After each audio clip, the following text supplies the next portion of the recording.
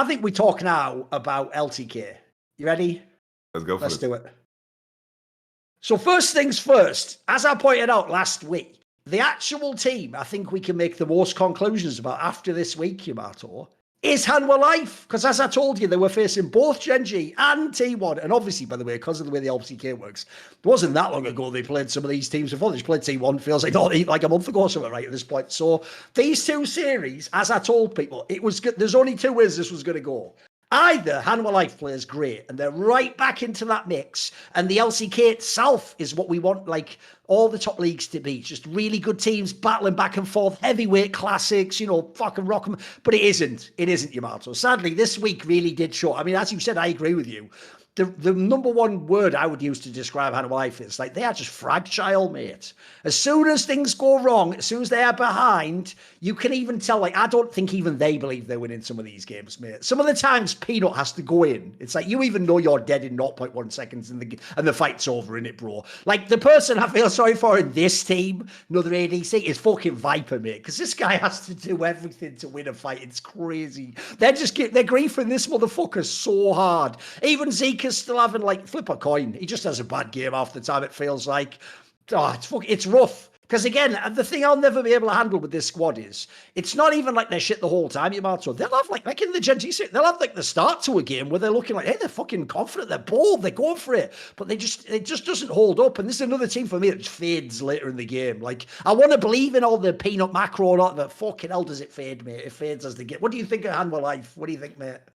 It's like out of the lane phase, I think they look solid most of the time. It's like Peanut. It's like I think his success rate on what he tries to do in the game looks very forced. Like, yeah, that Vi game that was pretty damn good, but yeah. It kind of relied on Gen.G overreaching. If that overreach doesn't happen, then suddenly, it's the same old Peanut that is kind of like lost on the map, because there was that sequence where him and Zeus got like 3 kills on the top side because someone just kept walking out like a lemming on the same wave, and Ambessa and Vi just got kill after kill, and they broke the tier 2-2. And that was like the best Peanut game we had seen all split long. The main issue, if I want to like look at something beyond Peanuts, because Peanuts' form is just very, very bad, and he's playing against demons in Owner and Canyon, so it is going to be showcasing itself. It's like Delight looks good on the champions he plays, but everyone's aware of what Delight plays, and they target him and they trim away at his champion pool. And you're now at the point in time, especially due to failures, that you can't lean on the same 3 champions to have like the S plus tier level performance. You need to have range, and this is something that Delight lacks. There's something about Viper and Zeus in the way they play, where they make mistakes that are uncharacteristic, but it just seems to be the hallmark of a team that kind of have lost composure and lost the identity in themselves, because Zeus can have a game where he is playing brilliantly on the Rumble, and he's like doing things, and the 1v2 has really, really good ults, and then he's like overreaching, dying, and trying to like do 1v3s. For what reason? It's like, yeah, he doesn't see a vision for how they're going to win the game. And I can see the same from Viper, where he's like aggressively trading on midwave, just try to find something or anything at all, because obviously these guys, Viper and Zeus specifically, the way they move and the way they lane, you can see that they are in really, really good form. But in terms of where the team is at now, it's like HANWHA Life. Like I don't know what to say. It's like Zeka is slowly getting better, slowly a little bit more like consistent. But I think the main issue for them, and I think a challenge that a lot of the teams are facing now in this format, is that the LPL has had this format for quite some time. And a very big difference with the LPL is that even though you face up against, let's say, the best in the league, there's still going to be, in a lot of cases, a pause. Sometimes they play back-to-back for some reason, for scheduling errors. But the fact that you play 8 teams in comparison to 5, it's like that compression, you feel the good form of a team so much more often. And you have the lower-end teams where they only play against each other time and time again, and it's just on rotation. And I can see like it affects a team like D+ in terms of like where their motivation levels are and how they're playing. Yeah. And they're just playing like way worse, like in terms of not fighting against resistance. Great. And also, if you're playing in the previous LCK format, like both splits started, like in winter, we started off with Gen.G just smoking HANWHA Life. And then it was such a distant memory by the time they played again that it no longer had an impact. But here, there's just so close proximity to everything, and there is no real breathing room for you to regain form because you need to just focus on the next one. It's like you get to play against T1 HANWHA Life on the same week, and then T1 Genji on the same week, and then you need to play them again before the round robin is over, which is crazy. Fun for us, but if you have bad form, it's extremely, extremely punishing because there's just no distance between the matches. And I think HANWHA Life was always a team, looking at even Winter Cup and also in spring, they had series that were bad. They had series that they could kind of get away with, and they kind of slowly ramped up. But here, like they're just getting smacked on the head. And I think the psychology of winning series 2-0 against a Bro, against a DRX, and having like 2-3 weeks go by where you're just stomping worse teams, I think that can really, really help you. And also at the same time, I'm really intrigued to find out, maybe it's something that I can ask Mowgli personally, it's like, how do they actually run the scrims? Does the upper group scrim against each other way less? Right. And are they only scrimming the lower group? Because obviously you don't want to scrim the guy you're playing next week, right? That's the logic, Because these are teams that are playing each other so often, so are they missing out on that practice? So when a team is in great form like T1 and Genji, how do you really catch up to them without getting the active practice against them? So there's a lot of nuance and new things that the teams have to deal with this format, and it seems to be affecting HANWHA Life so harshly, especially after that first stand loss. Not the first stand loss, sorry, but the qualification for MSI where they got 3-0 and then also, of course, reverse swept. It just seems like they haven't recovered at all. And the worst thing is as well, like that's why I like actually how you group those teams together, like Fnatic, BLG, HANWHA Life. Because another thing as well is, this isn't like when anyone's legend was playing bad when they came back from the international. They were just bad, mate. Like they had a lot of times they struggled in games, they were behind and they couldn't get into the game, and in the mid game, they couldn't win the team fights, right? It's not like that with HANWHA Life. Like if you watch both this Genji and T1 series, mate, the T1 series, the first one, is heartbreaking because both games, the first two start out like, bro, HANWHA Life's getting all these picks and kills and they're like accelerating the game, and then the idea you just get smoked. And then same thing even against Genji, they were making all these aggressive early game moves, but once it gets to a certain point in the game, and especially like you say, once they sort of take like the body blow, they react so fucking badly to it, mate. Like that's one thing I'm also really sad about with this squad. I understand Fearless has changed this dynamic, but I actually look at players like Peanut and Delight. So I want these guys to have like some veteran poise, and sort of like have a way of staying in the game, but they get blown up so fast. Like it's so sad. Because I feel like HANWHA Life, I know part of it's like just looking at the names, but they still feel like they could be better than this. There's like an extra gear they can't get into. And the reason it's so sad is, like, as I pointed out in the last episode, when they then play anyone worse, like a kid, they just smoke KTs and Nongchims of the world. Those teams just get kicked the fuck out. I know what you mean, though. What you're basically referring to with, like, the difference in playing in this format, where you're playing only good teams in theory, is I always used to think the worst thing about the narrative storytelling in the LEC, in the EU LCS, was they would always ignore strength of schedule pro. So what would happen is you'd play like a BO1 against like Fnatic, they'd booty blast you.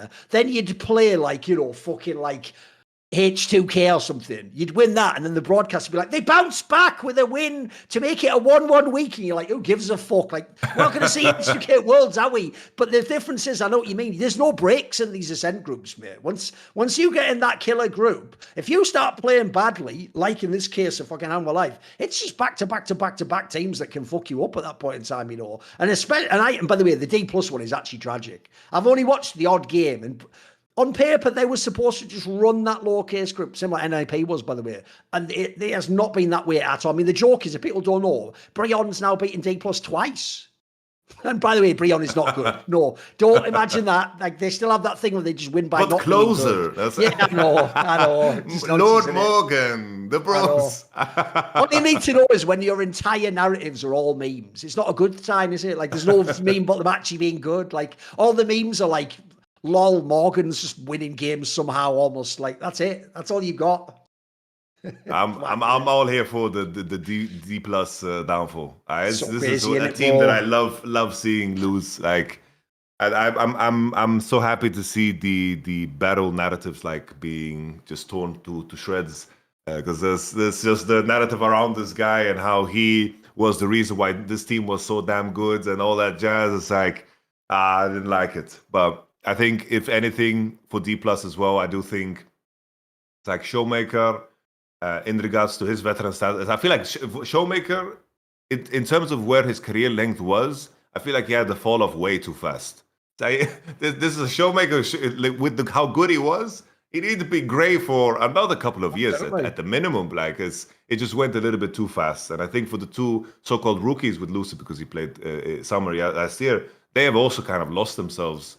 Lucy was very good in the carry meta, and maybe with Zyra and Brand making like some appearances on the new patch, maybe he can play carries again. But even in this mess, I can also see that Siwa as a player is just playing worse and worse, because he was, to me, the shining light on this team. Oh, in winter, he was really good, mate. Yeah. He was like good in winter, good in spring too, I think. And then now it seems like it's getting to him as well in a way where they're at. Because imagine now D+, they qualify to the playoffs, and then they get to play against these teams that are in the top 5. Like, maybe they could beat the Nongshim because they are trash, but it's like it's basically 2 leagues. It's basically a relegation tournament where they have to promote against demons. So I don't envy that position at all. And even though like we have often like we enjoy this format super much because we get to see great League of Legends, I think this also like highlights some of the problems that the teams need to face and deal with. But at the same side, maybe D+ are the ones that get to scrim against the good teams because they don't have to play against them on a weekly basis. So I'm really intrigued. I'm going to reach out to all the homies I know in the LCK and figure out how they do the scheduling, because I think it's very interesting. No, it's why also, I know what you mean about Showmaker. Like, the craziest thing about Showmaker is he was supposed to be like one of those like first ballot Hall of Fame players where they're supposed to, even in these years, like even if the team's bad, he's supposed to sort of prop them up and play to a certain level. He really hasn't done that, unfortunately. Like, even though he came in years after like BDD's outlasted him, mate. He really has as an elite player. And by the way, the reason I make that comparison is BDD doesn't have a good team either. They both have like pretty scuffed rosters. It's even quite similar squads. Like, they're still trying to work with rookies from their challenger teams. Then they've got like players elsewhere on the team who maybe just aren't that good, you know, and they've just had to like sign that player for bot lane or whatever. So it's even comparable situations, but the difference is you look at BDD every year, mate, his down years are years ago at this point. It's like half a decade ago. You had that one part in the middle where maybe he dropped off, and now he's back to being like, he's just a generational player. He's fucking mega. Like, if anything, he is the forgotten fucking mid laner in LCK, and he like, so I actually, on that famous thing I brought up last week, he was one of the names people did vote for in that most underrated player in the WhatsApp community or whatever, even though, as we pointed out,